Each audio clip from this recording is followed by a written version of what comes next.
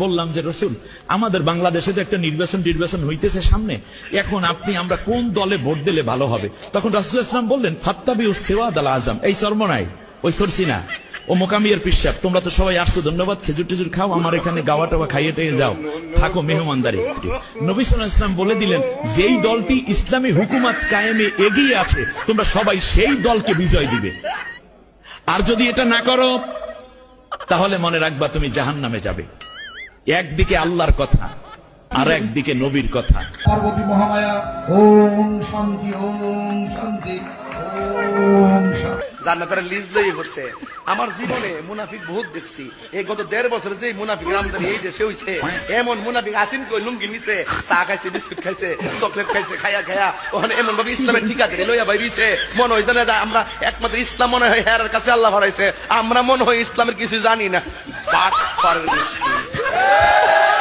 আচ্ছা, আমি বুঝি আসলে এত বড় আলেম হওয়ার পরে আকীদারে বিসর্জন দিয়ে অমুক সিটের কারণে, আচ্ছা এই যদি মারা যায় সিট কাজে আসবে? এমপি হতে পারবে? তো এরা কারা? এরা কোন দেশ থেকে এরা এসেছে? এদের মিশন কি? যারা একমাত্র শুধু দুনিয়ার সামান্য ক্ষমতার জন্য যারা ইসলামকে পদদলিত করছে, ঠিক না বলেন? এরা শুধুমাত্র দুনিয়ার ক্ষমতার জন্য, কেউ এমপি হবে, কেউ এসি হবে, কেউ চেয়ারম্যান হবে, কেউ মেম্বার হবে, শুধু এই মাত্র ইসলাম দিন ধর্মকে বিক্রি করে ফেলতেছেন।